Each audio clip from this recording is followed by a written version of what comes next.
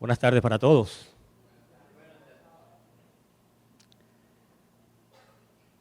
¿Tienes un lugar favorito para orar? Algunas personas tienen un lugar favorito para orar. Allí en la oficina, debajo de un árbol. Otras opciones, el cuarto. Hay en la Biblia un personaje, y lo van a ubicar rápidamente al dar algunos detalles, que tenía su lugar favorito de oración, y era exactamente debajo de una higuera. ¿De quién estamos hablando? Natanael. Y allí estaba él orando, parece que ya había escuchado el anuncio de Juan el Bautista, señalando al Cordero de Dios, Jesús, como el Salvador anunciado. Pero él parece que no estaba seguro de si esto era realmente así. Y pedía a Dios su dirección, que lo iluminara en torno a si este tal Jesús era verdaderamente el Mesías. Entonces, hasta allá llegó Felipe. Estamos hablando del capítulo número 1 del Evangelio según San Juan. Si tiene una Biblia, busque allí en Juan capítulo 1. El relato se comienza a narrar desde el versículo número 43. Y entonces, cuando Felipe encuentra a Natanael, le dice, y usted imagine lo gozoso que Felipe debe haber estado, cuando dice, hemos hallado a aquel de quien escribió Moisés en su ley, versículo 45. Y también los profetas, a Jesús, el hijo de José. Y entonces mencionó una palabrita que a eso sí perturbó a Natanael grandemente. Jesús, hijo de José, ¿y de dónde era? Dice de Nazaret. No quiso decir que había nacido en Nazaret, en realidad nació en Belén. Pero entonces el prejuicio de Natanael ya tomó posesión de él. Y el versículo 46 dice que entonces Natanael preguntó, ¿de Nazaret? ¿Puede de Nazaret salir algo bueno? Bueno, antes de que sigas leyendo, yo no sé de qué país tú provienes, pero con toda seguridad, en la ciudad donde tú te criaste o en el país, había algunos lugares malos, ¿verdad que sí? Algunos lugares malos, pero rematadamente malos, que solamente escuchar el nombre de ese barrio, tú decías, no puede salir nada bueno de allí, por favor. Yo me crié en Caracas. Y cuando alguien decía, ese viene de la Charneca, wow, del Guarataro, oh, ¿qué podría salir de bueno del Guarataro? Yo no sé, aquí hay varios venezolanos, ¿verdad? 23 de enero, algo bueno. Yo no sé en tu país qué barrio mencionarás o qué lugar vino a tu mente, pero en este caso Natanael dice, ¿cómo? ¿Escuché bien? Nazaret dijiste, ¿puede de Nazaret salir algo bueno? No era un lugar distinguido, por cierto, Nazaret. Y entonces, qué inteligente fue Felipe. En lugar de discutir, le dijo simplemente, ven y ve. Es decir, comprueba tú mismo.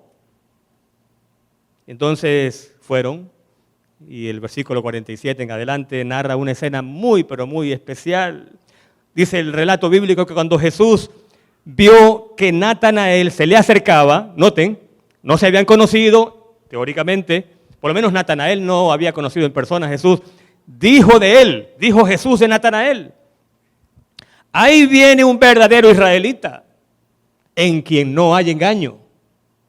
Entonces Natanael, por supuesto sorprendido, le pregunta, versículo 48, ¿de dónde me conoces? Como diciendo, yo no te conozco, nunca nos hemos visto, ¿cómo sabes de mí? Y entonces respondió Jesús, antes de que Felipe te llamara, cuando te vi antes de que Felipe te llamara, cuando estabas debajo de la higuera. ¿Y qué estaba haciendo Natanael debajo de la higuera? Era su lugar favorito de oración. Allí se encontraba él en comunión con Dios de manera regular. Lo que Jesús le está diciendo es, yo te conozco bien, Yo sé quién eres. Te veo cada día allí en tu lugar favorito de oración. Te veo abrir tu corazón a Dios y pedir su bendición. Yo te conozco bien, Natanael. Entonces, no necesito más. Ya se olvidó de Nazaret, se olvidó de todo lo que había discutido antes con Felipe, dice el versículo 49. Entonces Natanael respondió: Rabí, tú eres el Hijo de Dios, el Rey de Israel. ¡Wow! ¿Qué cosa? ¿Cuántos estudios bíblicos recibió? Eso fue suficiente. ¿Cómo tú sabías de mí? ¿Cómo me conoces también? Nadie me ve cuando estoy allí debajo de la higuera orando. Tú tienes que ser el Hijo de Dios. Felipe tiene razón. Eres tú aquel de quien habló Moisés. Y aquel a quien anunciaron los profetas. Ahora, ¿qué me gusta de este relato? Bueno, me gusta que destaca uno de los atributos que yo más admiro de Dios, de nuestro Señor Jesucristo. Y lo voy a explicar así. Me impacta mucho saber que este Dios, dice la Biblia, solo habló y creó. Me impacta eso. Que solo con la palabra de su poder haya creado los mundos. Eso asombra a cualquiera. Me asombra que Jesús en un momento dado en medio del mar, en plena tempestad, haya dicho, ¿recuerdan las palabras? ¡Calla! Le dijo a la tempestad, ¡calla, enmudece! Y la tempestad cesó. Eso me impacta, me llama la atención. Pero ¿saben qué? Me impacta más y me llama más poderosamente aún la atención que ese Dios que es tan poderoso sepa dónde yo tengo mi lugar favorito de oración y esté conmigo cuando yo estoy orando. Me llama más la atención y me impacta más que ese Dios conoce mis penas, mis angustias, mis preocupaciones y también las tuyas. Que ese ser tan poderoso que tiene bajo su dominio el gobierno de todo el universo y a quien ascienden las súplicas de millones de personas, quizás al mismo tiempo, que se ocupe particularmente de mí en forma personal,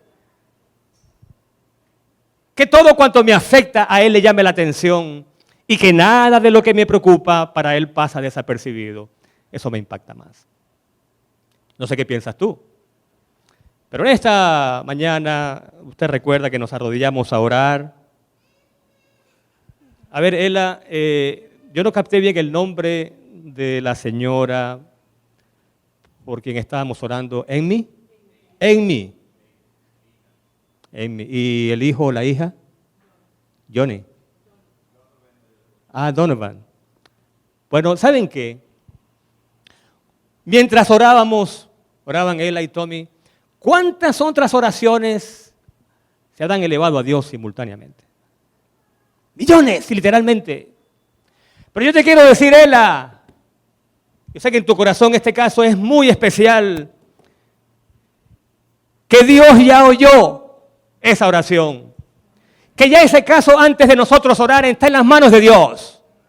Porque en mí, aunque sea una sola entre millones, es muy especial para Él. Solo por ella, solo por ti, habría venido Jesús a esta tierra a sufrir todo lo que sufrió y finalmente morir en la cruz. Solo por ella, solo por ti. Y eso me impresiona más que un Dios poderoso que no se interese por mí. Pero aquí que este es un Dios no solamente poderoso, sino sumamente amoroso. Y cuando yo veo que ese Dios se reúne su poder con su bondad, digo, no necesito más. No necesito más. Hay una cita de este libro que me gusta tanto, otras veces lo he citado, es el deseado de todas las gentes, y la página, si no recuerdo mal, es la 445. Escucha esta preciosidad. Como un pastor terrenal conoce sus ovejas, así el divino pastor conoce su rebaño esparcido por todo el mundo. El pastor conoce sus ovejas, ¿sí o no? Y las ovejas lo conocen a él. Jesús nos conoce individualmente y se conmueve por el sentimiento de nuestras flaquezas. Nos conoce a todos por nombre. ¿Cuál es su nombre, mi hermano? Sergio. Jesús te conoce por tu nombre y te llama Sergio. Y no se confunde. Y sabe dónde vives. Y conoce tu familia, tu lugar de trabajo. Y más importante aún, conoce lo que aflige tu corazón. Pero no solamente conoce, porque ¿de qué serviría que solamente conociera, verdad? ¿De qué serviría que solo conociera? Si tú vas conmigo rapidito, porque es un corto paréntesis, al libro de Éxodo, y pareciera que estoy dando un salto hacia atrás muy grande, pero para entender lo que estamos tratando de decir. ¿Recuerdas cuando Moisés estaba solo en el desierto y vio una zarza? ¿Qué cosa tan peculiar había en la zarza que llamó la atención de él? Porque en el desierto que una zarza ardiera no era un espectáculo tan infrecuente, era común. Pero esta zarza, dice la palabra, Éxodo capítulo número 3, ardía, pero no se consumía. Y esto le llama la atención y Moisés dice, ¿qué es esto? Voy a ver qué es esto. Si ya ubicaste el libro de Éxodo, capítulo 3, y el versículo es el 3. Dice Moisés, iré a ver ese gran prodigio, o sea, esta maravilla. ¿Por qué la zarza no se quema? Nada menos cuando se acerca, tuvo un encuentro con Dios. ¿Recuerda usted? Para muchos, allí comenzó el Éxodo. Allí comenzó el Éxodo. Y entonces Dios le dice, no te acerques. Quita las sandalias de tus pies, porque el lugar donde estás es tierra santa. Yo soy el Dios de Abraham. A ver, ¿qué más? Dios de Isaac. Dios de Jacob. Moisés cubre su rostro porque tiene miedo y lo que va a escuchar ahora es de verdad alimento para el alma. Porque su pueblo está siendo afligido. Esclavos, objetos, herramientas de trabajo bajo el poder egipcio. Y no durante un año, durante muchos años. Y entonces Dios le dice a Moisés, escucha bien, versículo 7 del capítulo 3, y el Señor le dijo, he visto la aflicción de mi pueblo, he visto. Luego, he oído el clamor. Vayan tomando, he visto, ¿y qué más? He oído el clamor que les arrancan sus opresores, pues conozco, he visto, he oído, conozco lo que mi pueblo está sufriendo. Nadie me va a informar, estoy al tanto de las agonías y las aflicciones de mi pueblo. Dios conoce tus aflicciones, Dios sabe lo que te quita el sueño, Dios sabe qué angustia tu corazón, lo sabe todo. Pero no solamente lo sabe, he aquí la grandeza de este Dios. Porque el versículo siguiente dice, y he descendido. Ahí está. No solamente estoy al tanto de lo que está pasando, dice, y he descendido. En otras palabras, voy a tomar acciones. A librarlos de mano de los egipcios y sacarlos de este país para llevarlos a una tierra buena y espaciosa, que emana leche y miel, la tierra del cananeo, etcétera, etcétera. Por tanto, yo te envío a Faraón. Y entonces Moisés dice, Señor, ¿quién soy yo? Versículo número 11, ¿quién soy yo para enfrentar a un imperio? Recuerde que Moisés es un fugitivo de la justicia en este momento, ¿sí o no? Moisés en ese momento era un fugitivo de la justicia. Había matado a un egipcio, a un capataz egipcio, que estaba golpeando a un hebreo. Y Moisés huye por su vida. Dice, ¿quién soy yo? Ya nadie me conoce allí, perdí poder, no tengo influencias en la corte, soy un perseguido de la justicia. Entonces Dios le dice, tú tranquilo, versículo 12. Dios respondió, ve porque yo estaré contigo. No necesitas más. No necesitas más. Yo estaré contigo. Y esto te servirá de señal de que yo te envío Cuando haya sacado a este pueblo de Egipto, serviréis a Dios en este monte. En otras palabras, para Dios era un hecho, era cuestión de tiempo nada más, era cuestión de tiempo. Ya era un hecho la liberación. Pero lo que más me llama la atención, yo no sé qué problema aflige tu corazón, pero hay algún problema, ¿verdad que sí? Porque nadie puede decir aquí, estoy libre, libre de toda preocupación. No, Señor, que si no es una cosa es otra, ¿verdad que sí? Si no es una cosa es otra.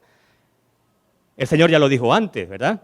En este mundo tendréis aflicciones, pero confiad, dice Él, yo he vencido al mundo. No sé qué aflicción, una enfermedad en la familia quizás, problemas en el trabajo, problemas financieros, problemas matrimoniales, un hijo que está rebelde, no sé qué será, pero hay algo que sí sé. El Señor ha visto tu aflicción. ¿Qué más? He visto, ¿qué más? He oído tus súplicas. ¿Qué más? Conozco lo que estás viviendo. Y aquí la parte que me gusta, dice, y he descendido. Es decir, voy a hacer algo al respecto. En mi cronograma, sí. No es cuando tú consideras que debo actuar, es cuando yo considere conveniente actuar. La respuesta vendrá, la liberación vendrá, cuando tú más lo necesites. En el momento oportuno, en el momento de Dios. Un Dios que conoce a sus hijos, que los conoce individualmente, que los conoce por nombre. De hecho, no seguí leyendo la cita, pero podríamos concluir. Dice, nos conoce a todos por nombre. No hablábamos de Sergio. Conoce la casa en que vivimos y el nombre de cada ocupante. Y ahora escucha esta preciosidad. Cada alma es tan plenamente conocida por Jesús como si fuera la única por la cual el Salvador murió. ¡Wow! Te conoce también y te ama tanto como si tú fueras la única persona en esta tierra por la cual Jesús murió. Lo cual significa que si tú hubieses sido el único pecador, la única pecadora necesitada de un Redentor, solo por ti Jesús habría muerto. Amén. Solo por mí lo habría hecho. Eres valioso, eres valiosa delante de Dios. Eres un hijo de Dios. Eres una hija de Dios. No hay mayor honor. Y ahora vamos a hacer un pequeño ejercicio. Un pequeño ejercicio bíblico. Vamos a pensar un poquito. He dicho que me llama poderosamente la atención que Dios pueda ocuparse de mis asuntos personales e interesarse en ellos. Vamos a pensar en la Biblia de ejemplos, digamos el Nuevo Testamento, en los cuales Jesús hizo algo por alguien a quien nadie estaba prestando atención, a quien nadie consideraba digno o digna de que el Señor hiciera algo por ella o por él. Ejemplos como el de Natanael, que el Señor lo vio, lo veía, cuando él solito oraba sin percatarse de que no estaba orando solo, porque los ojos de Dios estaban sobre él. Vamos a ayudar un poquito para darle la pista. Estoy pensando ahora en una viudita pobre que un día va al templo, ya se imaginan, y el Señor nota, como todo el mundo nota, que hay quienes están dando cantidades abundantes y elevadas de ofrenda. Y por supuesto, ¿quiénes llaman la atención? Bueno, ellos daban la ofrenda de tal forma que la gente se fijara en ellos. Y daban mucho. Pero ese día, la atención del Señor se fijó en una viudita. Que Lucas, cuando hablaría, dice, era muy pobre. Y tan pobre era, a ver quién recuerda cuánto dio. 2 moneditas de cobre. Hoy diríamos 2 centavitos de dólar. Y el Señor dice, ella dio más. Ella dio más. Porque ella, por cierto, que no quería que nadie la viera. Porque ¿cuánto estaba dando? no quería que nadie la viera. Mientras los demás hacían despliegue, ella 2 centavitos, medio escondida, pero el Señor la estaba viendo, porque son las cosas que Él percibe. Y entonces públicamente, si quiere leerlo, Lucas 21, a partir del versículo 1 se relata el evento y dice, en verdad, versículo 3, esta viuda pobre echó más que todos, porque todos estos de sus sobras dieron la ofrenda, pero ella de su pobreza echó todo el sustento que tenía. ¡Wow! Ese es nuestro Dios. Aún tus esfuerzos más pequeños, Él los nota. Y tú dices, quizás no estoy haciendo suficiente por Dios. Dios se agrada de lo poquito que estás haciendo. Claro, si puedes hacer más, haz más. Si puedes dar más, da más. Pero Dios se agrada aún de esos pequeños pasos que estás comenzando a dar. Él se da cuenta de que tú estás luchando. Oye bien, tú dices, no puedo con esta tentación. No puedo. Pero estoy tratando, Señor. Pues, he aquí la buena nueva. El Señor se agrada aún de tus pequeños esfuerzos para vencer esa tentación. Haz todo lo que puedas y Él suplirá lo que tú no puedes hacer. Él nota, Él se da cuenta. Y esta viejecita, la imagino viuda, viejecita además, muy pobre. Bueno, ¿saben qué? ¿Cuánto fue que dio? 2 monedas. Ahora, a través de los siglos, gracias a que este relato quedó registrado en la Escritura, ¿cuánto dinero habrá entrado a la iglesia por la inspiración que esta viudita nos ha dado a todos? ¿Cuánto dinero? Dio 2 centavos entonces, pero desde aquel entonces hasta acá, imposible contar. El dinero que ha entrado porque este ejemplo nos ha inspirado a dar más de lo que inicialmente quizás queremos dar. ¿Ok? Dijimos que era un ejercicio bíblico. Ahí está Natanael orando sin que él sepa que Dios lo mira cada día. Aquí está la viudita dando 2 centavitos. Pero Dios ve ese esfuerzo y aprecia el esfuerzo y lo destaca. ¿Algún ejemplo más?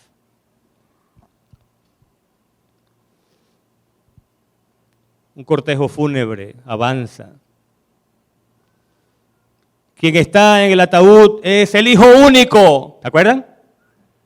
De una viuda murió el esposo, ahora muere su único hijo.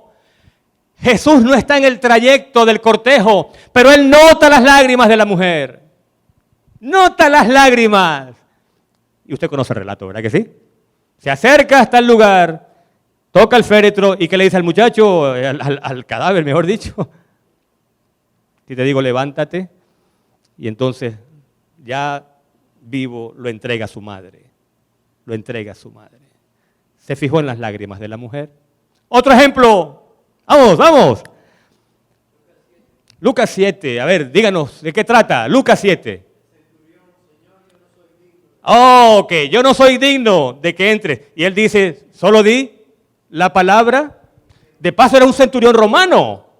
Lo cual nos dice, como estudiamos en la lección esta mañana, que Dios no hace distinción. Dios no tiene favoritos. No importa tu nacionalidad, tu condición social, tu estatus o grado académico. Dios nos ama a todos por igual. Era romano. La mujer enferma del flujo de sangre. He aquí el caso de esta mujer. 12 años con ese padecimiento. Era mujer, el hecho de ser mujer en aquel entonces ya significaba que el estatus social era más bajo. Además era muy pobre porque la Biblia dice que había gastado ¿cuánto? Había gastado todo, o sea, mujer y además pobre. Pero además tenía un flujo de sangre que según el Antiguo Testamento la calificaba la convertía de inmunda. Mujer, pobre e inmunda.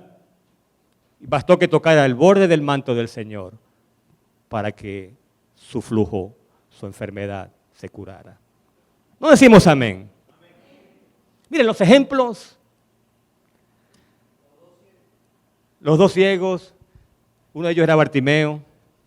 No sé si han leído este caso. Este es un caso que a mí me llama mucho la atención porque es el de un hombre de la mano seca, le llama la Biblia. Era un hombre con una parálisis en una mano y la versión Dios habla hoy dice, era un hombre tullido. Ese hombre va a la sinagoga un día sábado. Jesús está allí, o sea que había mucha gente. De todos los que había en esa mañana en la sinagoga, ¿quién salió favorecido con un milagro del Señor? ¿Quién se iba a fijar en un hombre con la mano seca? De todos los que estaban allí, algunos de ellos muy influyentes, bien vestidos, maestros de la ley, ¿quién iba a poner sus ojos en un hombre paralítico? El Señor Jesús. El Señor Jesús. Y esto es lo que me llama la atención de Él. Que Él tiene ojos para ti y para mí. No importa nuestra condición social, como hemos dicho, no importa cuál es nuestra necesidad. Nunca pasamos inadvertidos ante el Señor. Y ahora quiero dejé para el final intencionalmente el caso que más me llama la atención. ¿Personaje favorito de muchos? ¿Zaqueo? ¿Suena familiar, Zaqueo? Díganme ustedes ahora, de acuerdo a lo que han escuchado, ¿por qué este caso encaja perfectamente en lo que venimos diciendo? Un Dios que no tiene favoritos, un Dios que por igual bendice a sus hijos independientemente de sus condiciones o circunstancias. ¿Quién era Zaqueo para empezar? Zaqueo era un cobrador de impuestos, pero no cualquier cobrador de impuestos, era jefe. ¿En dónde? En una ciudad llamada Jericó, rica, tránsito de muchos mercaderes. Pero ahora díganme ustedes, ¿por qué dice la Biblia? Y podemos ir a Lucas 19, que está cerquita ahí. ¿Por qué dice la Biblia que este hombre era rico? Lucas 19,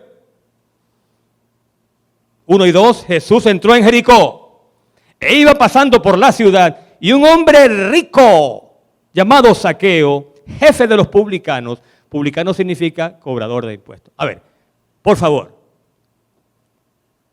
¿cómo un cobrador de impuestos puede ser rico? ¿Escucharon eso? Así sin mucho rodeo, ¿no? El pastor dice, un hombre cobrador de impuestos llega a ser rico robando. ¿Y de qué otra manera? O sea, ¿qué cobrador de impuestos llega a ser rico con el sueldo mensual o quincenal que recibe? ¿Verdad que es imposible? Por eso es que en algunos países, en tiempos de elecciones, cuando viene la repartición de puestos, algunos dicen, no quiero ningún ministerio, no quiero ninguna embajada, ponme ¿dónde? En un peaje, en una aduana. Ponme, ¿pero cómo? Eso es un cargo muy bajo. Usted sabe por qué lo quieren. Dame una aduana, dame un lugar donde se cobren impuestos. Bueno, él era un cobrador de impuestos y era rico, ya podemos imaginar cómo había adquirido su riqueza. Pero además de rico, era muy impopular. ¿Por qué? Bueno, porque los cobradores de impuestos eran odiados literalmente. En el caso de los judíos, interesante este caso, los que cobraban impuestos eran también judíos, pero los cobraban ¿para quiénes? Para enriquecer las arcas de Roma. Así que doblemente odiados. Por un lado, se aprovechaban de su cargo para cobrar más de lo debido y con eso se enriquecían, pero a la vez servían al imperio invasor, que eran los romanos, doblemente odiados. Y en el caso de Zaqueo mucho más porque era el jefe. Y aquí que se entera que un día Jesús pasaba por Jericó. Versículo 3. Zaqueo procuró ver quién era Jesús, pero no podía a causa de la multitud porque era pequeño de estatura. Corriendo, se adelantó y subió a un sicómoro. Ahora, párese ahí un momentito. En esta cultura no era bien visto que una persona mayor corriera.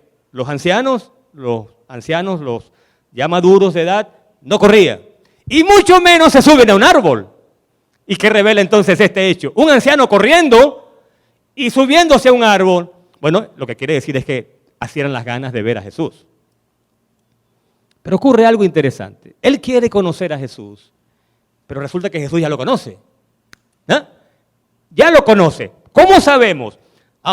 Porque dice el relato, versículo 5. Cuando Jesús llegó a ese lugar, o sea, el lugar donde está el árbol y está Zaqueo, cuando Jesús llegó a ese lugar, miró hacia arriba. ¿Qué necesidad? En medio de una multitud. Porque había una multitud. Lo sabemos. Porque ya para este entonces Jesús es muy famoso. Ya ha hecho muchos milagros, incluyendo se cree que ya para este momento ha resucitado a Lázaro. Imagínense ustedes cuando el pueblo escucha que Jesús viene al pueblo, a Jericó. Un algarabío. Tiene que haber habido una multitud muy grande. ¿Qué necesidad tiene Jesús en medio del alboroto mirar hacia arriba? ¿Por qué crees tú? Es que Jesús sabía que allí estaba Zaqueo.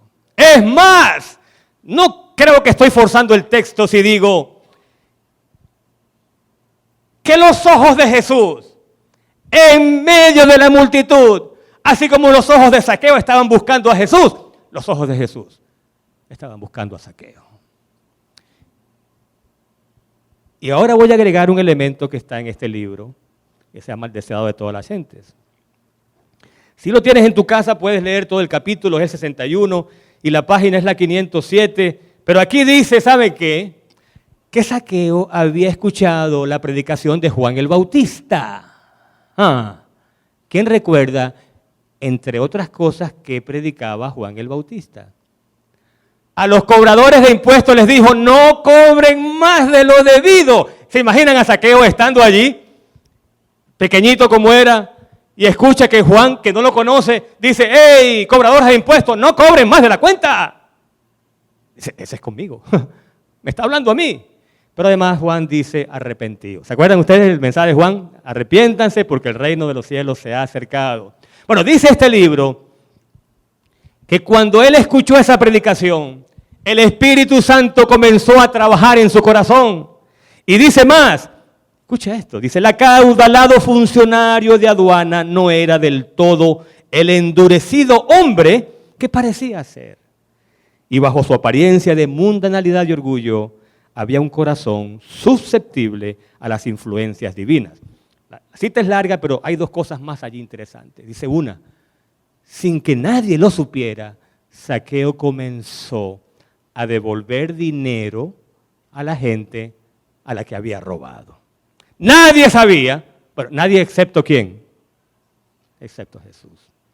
Jesús sabía lo que estaba pasando en ese corazón.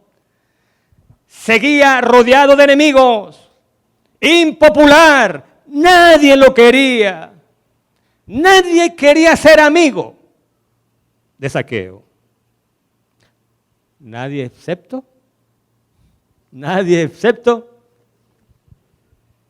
Y esto sí que me gusta a mí. Con esta parte voy a terminar. Pero antes una historia. Se cuenta que en los días de Abraham Lincoln, era muy común en tiempos de la guerra civil, la guerra de secesión, que él recibiera muchas solicitudes para indultos. Soldados condenados a muerte por distintas razones y ahora estaban pidiendo misericordia. Pero cuenta el relato que un día llegó a su escritorio una solicitud muy extraña, porque venía sin ninguna recomendación. Por lo regular, esas solicitudes de indulto, que era para alguien condenado a muerte, venían acompañadas por recomendaciones. Fulanito de tal merece vivir, porque esto y aquello, y recomendaciones de generales, de familias, de gente influyente. Pero Lincoln se asombra de que esta solicitud viene sola. Entonces él pregunta, ¿por qué esta solicitud de indulto es perdón para alguien condenado a muerte? No trae ninguna carta acompañante. Entonces uno de sus asociados le dice, señor presidente, porque este soldado no tiene amigos. Entonces dice el relato que Lincoln se queda pensando y dice, ¿saben qué? Si no tiene amigos, entonces yo voy a ser su amigo. Yo voy a ser su amigo. Y escribe perdonado. Yo voy a ser su amigo. Eso significaba que podía granjearse el malestar de sus generales. ¿Por qué ha de perdonarse a ese soldado? Solo porque el presidente así lo desea. ¿Qué ha hecho para merecer el perdón? A Lincoln no le importó. Simplemente dijo, está perdonado. Si no tiene amigos, yo voy a ser su amigo. Algo parecido ocurrió en la vida de Zaqueo. No tenía amigos. Y el Señor dice, ¿sabe qué, Zaqueo? Bájate de ese árbol.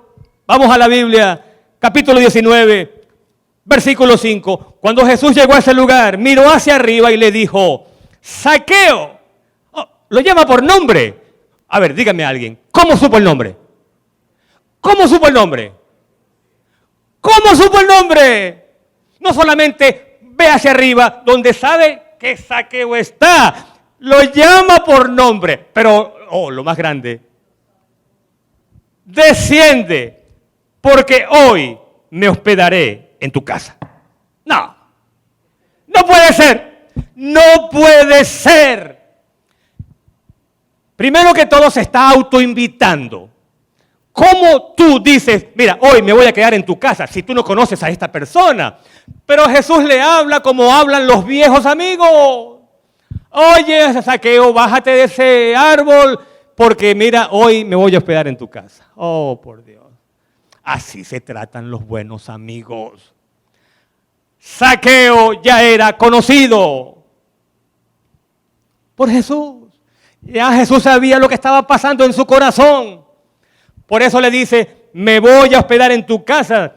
Él descendió, lo recibió gozoso. Y el versículo 7 no nos sorprende, por supuesto. Dice allí, al ver esto, todos murmuraron. ¿Quiénes murmuraron? Oh, toda la gente, la multitud. ¿Pero por qué murmuraron? Porque está tomándose el atrevimiento de violar todas las convenciones sociales. ¿Cómo se va a quedar este maestro que dice que viene en nombre de Dios en la casa del hombre más, no solamente pecador, corrupto? Estás buscando la palabra. Más corrupto de la ciudad. El que se ha enriquecido a costa de los pobres. ¿Cómo se va a quedar? Diciendo que había entrado a posar con un hombre pecador. Zaqueo se pone de pie y ahora escuchen esto, si en verdad había sido transformado el hombre, no tenía que devolver tanto dinero, pero él dice, Señor, la mitad de mis bienes doy a los pobres. Y si en algo defraudé a alguien, le devolveré 4 veces más. No tenía que devolver tanto, pero ya es la evidencia de un corazón transformado. Y ahora, como dicen, ¿cómo se llama la parte que va encima del cake? La guinda. O sea, es como la guinda en el cake. No digo la traducción de cake porque en algunas partes la traducción puede sonar ofensiva. Pastel quizás, suena pastel. ¿Vale? La guinda en el pastel dice, entonces Jesús, mire esto, le dijo, hoy ha venido la salvación a esta casa. ¿Quién es la salvación? Jesús es la salvación. En otras palabras, hoy la salvación ha venido a la casa de Zaqueo, por cuanto él también es hijo de Abraham. Aquel a quien ustedes están condenando, ese es su hermano. Ese es su hermano.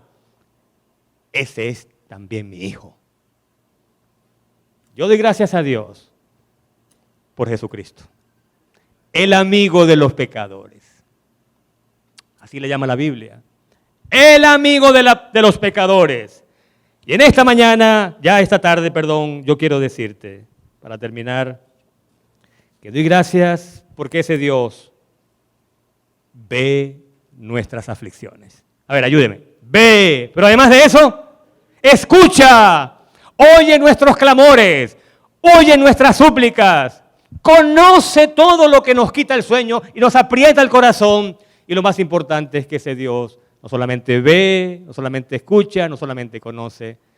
Hoy aquí ese Dios ha descendido. y algo va a ocurrir en tu vida. Algo va a ser, no sé cómo, no sé cuándo, pero algo va a ser, porque tú eres su hijo, su hija amado, tu hija amada. Y el que te toca, dice la Biblia, toca a la niña de sus ojos. Somos muy especiales para Él. Y yo quiero simplemente terminar diciendo que quiero alabar y glorificar el nombre de ese Salvador. Y escucha bien lo que voy a decir. Que entre su reputación, que arriesgó en el caso de ponerse al lado de Zaqueo, entre su reputación y la salvación de Zaqueo, Él prefirió la salvación de Zaqueo, arriesgando su reputación. Porque colocarse al lado del hombre más despreciado del pueblo, un criminal prácticamente, un ladrón, porque sabía que en su corazón había algo bueno, era arriesgar su reputación. Y doy gracias porque entre su reputación y mi salvación, Él prefirió mi salvación. ¿Cuántos en esta hora quieren decir gracias a Jesucristo? Porque entre tu reputación y nuestra salvación, tú escogiste la salvación. Vamos a colocarnos de pie y vamos a terminar alabando el nombre de nuestro Señor con una oración de gratitud. Porque Él es un Dios que ve, Él es un Dios que escucha, que conoce lo que afecta a sus hijos, por más mínimo que sea, y un Dios que está dispuesto a actuar para salir en nuestra defensa y suplir así nuestras necesidades. Oremos. Querido Padre nuestro que estás en los cielos, alabado Señor y glorificado sea tu nombre, hoy y siempre. He aquí tu pueblo de pie, Señor, diciendo gracias, Padre, por nuestro Señor Jesucristo. Para Él sea la honra y la gloria por los siglos de los siglos. Amén. Gracias, Jesús, porque lo arriesgaste todo por nosotros. Porque al colocarte del lado de los marginados, de los pobres, de los oprimidos, echaste tu suerte, Señor, con lo que aquellos líderes del pueblo consideraban indigno. Pero al hacerlo, Señor, nos enseñaste la gran lección de que ningún ser humano es indigno para ti. De que todos somos importantes. De que no importa cuál sea nuestra nacionalidad, nuestro grado de cultura o académico, nuestra posición económica, Señor, igualmente nos amas a todos. Y ahora quiero pedirte en forma muy especial que si hay alguien en esta hora, Dios, que está pasando por un momento realmente difícil, tú le des a esta persona la seguridad de que no está sola, de que en todo momento tú vas a estar a su lado. Sea en el trabajo donde el conflicto está planteado, sea en la comunidad, sea en la corte judicial, que tú estarás allí a su lado para defenderlo o defenderla. Y especialmente queremos decirte, Señor, que nos sentimos muy importantes al pensar en la idea de que te ocupes de nosotros. Porque realmente, Señor, hemos escuchado que no valemos, pero el hecho de que tu Hijo se haya hecho como uno de nosotros y haya arriesgado tanto, al final muriendo en la cruz, nos dice que somos tus hijos amados. Queremos, Señor, levantar nuestra frente y en esta hora glorificar tu nombre y decirte que estamos a tus órdenes para que nos uses como tus instrumentos, para que todo el mundo sepa que Dios es amor. En el nombre de Jesús nuestro Señor pedimos estas bendiciones y pedimos también la bendición por los alimentos que hemos de consumir en unos minutos, que sean de provecho para nuestros cuerpos, que sirvan para restaurar nuestras energías físicas y que así, Señor, como el alimento espiritual nos ha alimentado, este pan material también nos nutra. Por Jesús lo rogamos. Amén.